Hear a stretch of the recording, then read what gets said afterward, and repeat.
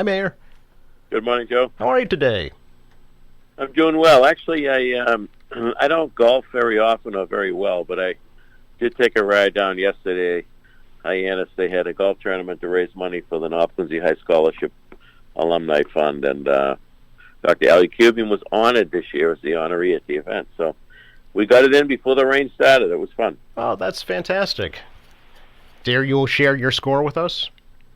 Well, it's best ball, so scramble. That's the only kind of golf I will play. Okay. But they didn't use my ball too often, I can tell you that. Oh, that's wonderful. So, scholarships for graduating seniors at North? Yes. Oh, that's great. It's a football alumni guys that get together every year to do it. Pretty nice of them. That's nice. I know he is a huge supporter of his alma mater, has been for many, many years, so that's great. He is indeed. Yep. Special guy. Speaking of golfing, what a transition, Mayor. I think you set me up for that. I know there is a community meeting this evening regarding the future plans for the Furnace Brook Golf Course. I wonder if you could tell us about. Yeah, sure. I know that since we have talked about the Furnace Brook takeover, which was really settled 50 years ago, some people said, why did you buy a golf course? I said, we didn't buy a golf course. The deal was struck 50 years to go to protect it as open space. As part of the golf course, the original golf course was sold off because they were struggling financially. So it's a beautiful spot. So we decided, working with our Natural Resources Department, particularly the Park Department, we had meetings with Ian Kane. We looked at, the golf course needs some TLC for sure. We made a decision, we, the city, Park and Rec Board, to keep it going as a golf facility, but also to kind of meld it in with the Loebs Hill Park up there and do some great improvements. The place is tired and needs a lot of attention, so it's a process. We've had several meetings over the past year, and I think that in the end it's going to be something that will be a great improvement to the neighborhood. I'm a little surprised at the handful of opposition to it. Some of that I think is rooted in some of the dog owners there that have full play up there on the field side.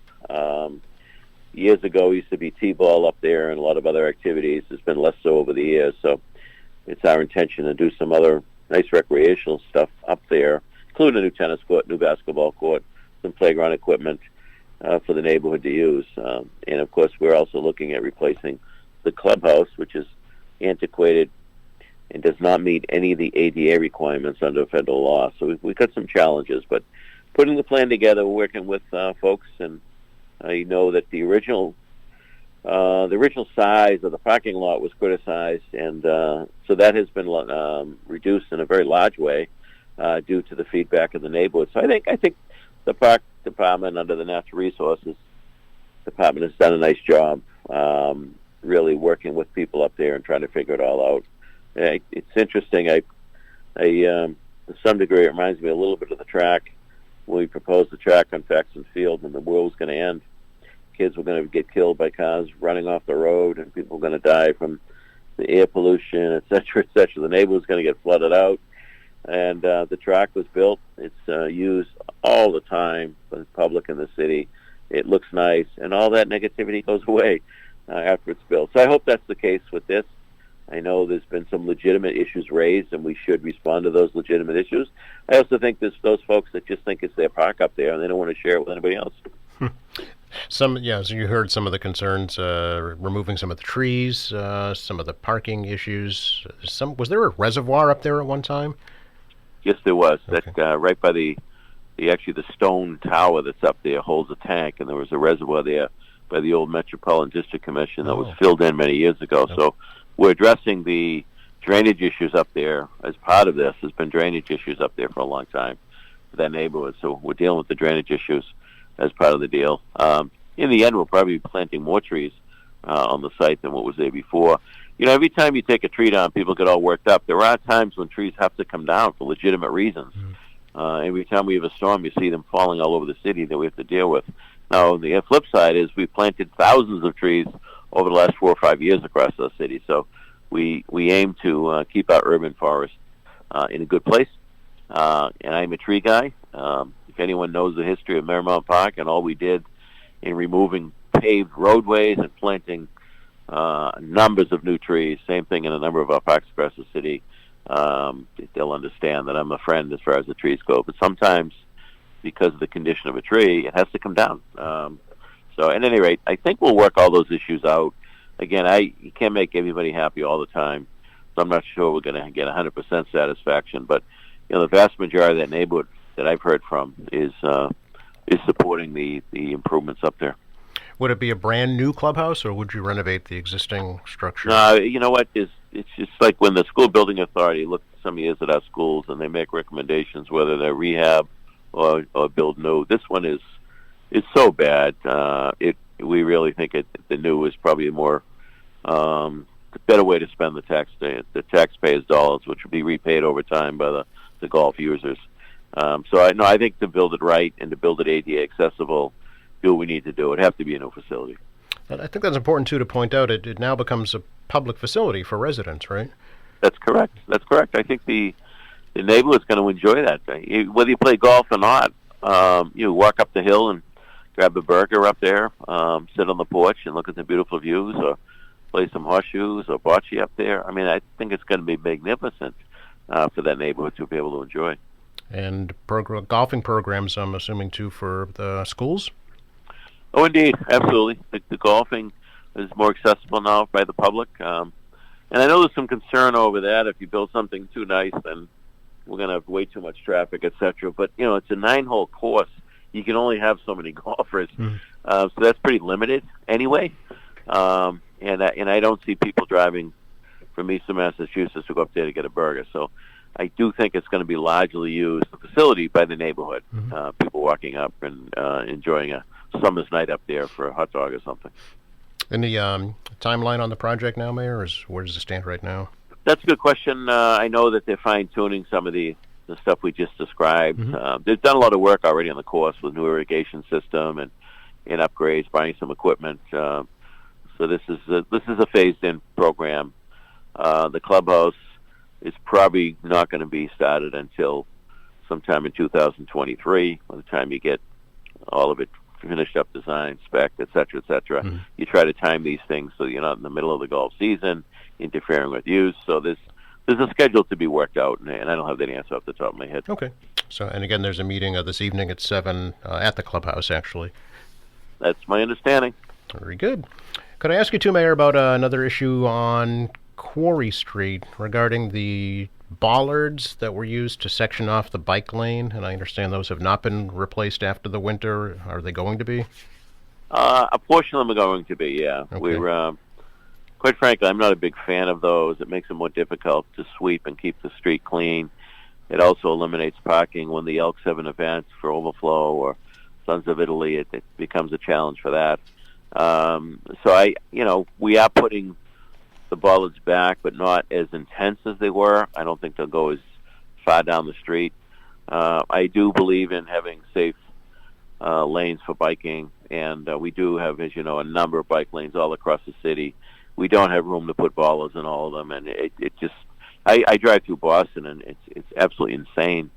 Some of the redesign, creating these extra lanes and eliminating traffic lanes. We still, I still see far more cars out there than bikes, and I know we all would like to see more bikes for the environmental purposes, but we have to move traffic each and every day, as well as try to provide safe zones for our bike riders. And I always say to people, I don't care whether you're a pedestrian, driving a car, or driving a bike, you've got to always put yourself in the other user's shoes. Sometimes we get very selfish on the road. We're not looking when we should be. We don't respect somebody in the bike lane. The bikes, sometimes they go between the cars when they're at the red light and don't follow the rules. So everyone's got to pay more attention to have good, safe roads each and every day. So, yeah, some of the bollards are going back. Traffic and parking is taking care of that. It should be imminent at this point. Oh, very good. Thank you very much for that update. Appreciate that. Your senior luncheon coming up tomorrow at the Kennedy Center, right? Yes, we do. Yeah. The annual luncheon we celebrate for our Independence Day event. It always is a sellout. The senior center is so active. It's really great to see. Tom Clasby and the staff there have done a great job. They get a lot of volunteers that assist, and I think their membership is over 4,000 now. Wow. Yeah, so it's been very well used. So I try to stay in touch with the various parts of our population, and it's nice to get back post-COVID to some of these events that we were doing prior to COVID that we had to cancel for a couple of years. So look forward to going about and seeing the seniors and having some laughs with them. It's the air-conditioned Kennedy Center, we should add. Indeed. Yes. The place is in good shape and includes air conditioning, and we'll hope to get to the backyard soon. We've had a lot of challenges environmentally to make use of that, what I would call scrub vegetation in the back. It used to be a softball field many years ago. But at any rate, we're working on a plan for that as well. Very good. Speaking of the 4th of July, any plans locally? Well, Quincy has, it's interesting. Quincy has always done the neighborhood things historically. A lot of towns have a town-wide type event. We have the Squantum Parade, the Marymount Parade, the Adams Shore flag raising. I know there's a number of other neighborhood groups down at Sag Harbor, for example.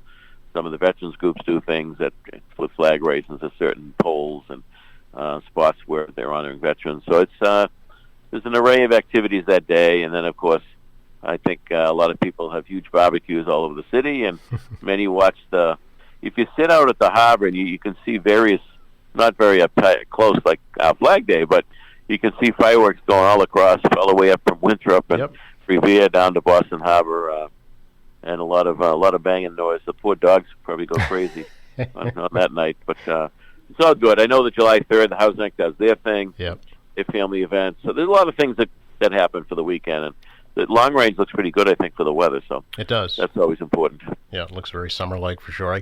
I can't help always think around this time of year that this is how the Founding Fathers intended the 4th of July to be celebrated in each little neighborhood. I know that Quincy... Yes, indeed. Yeah. In fact, John Adams talked about that when they asked him, and he talked about it be celebrated with bonfires and fireworks. And years ago, they used to have a massive bonfire up at Pageant Field back in the early 1900s. Oh. That's been done away with, probably for good reasons. Yes. But, overall, you still have, I think, the spirit of the celebration maybe happening in different ways, but it's still there. And, I think we take for granted, I know we take for granted the liberties and freedoms that we enjoy that many, many countries are very jealous of this country. And with all the division we've had the last couple of years over different issues, we still should be mindful of that this is the greatest country, that people voices are heard, you have the freedom of speech, freedom of worship. It's unique. This isn't regular around the world. It's very unique, and you see some of the biggest troublemakers in the world, like Russia and China, and you would not survive very long in those countries to enjoy the freedoms and liberties that we enjoy. So we should be mindful of that, and we should remember the 56 signers of that Declaration of Independence. Because technically speaking, if things didn't go well, they all would have been hung, their families would have been murdered, and their properties would have been burned. Sometimes we forget all the sacrifices of the Founding Fathers, and then, of course, subsequent to that, all the various wars and conflicts that our men and women have served in to defend that red, white, and blue, which, again, is the greatest symbol in the world for freedom. Yes, I know there'll be a ceremony at the Vietnam Veterans Memorial at Marina Bay today. Yes, indeed. We're adding a name to the wall, a guy named Phillips, I think it's Charles Phillips, who was missing in action for a long, long time, and the assumption has been made that he died over there, and so his name's being added. I know a colleague of his who served and grew up with him, John Magnarelli, who's going to be speaking about him. We're also going to be remembering the great service of Larry Norton, who him and Tom Belinda ran this for years. Yeah. Tom's still with us and is coordinating this year's event, and we're going to be honoring Larry with a bench in his memory out there. Larry was amazing in reminding all of us that we need to remember their sacrifices and the stories of these men. What time is that today, Mayor? 2:00 at the clock tower. Very good. Appreciate your time as always. Thank you, Joe. Have a great 4th. Thank you. You as well. Bye now. Yeah, bye-bye.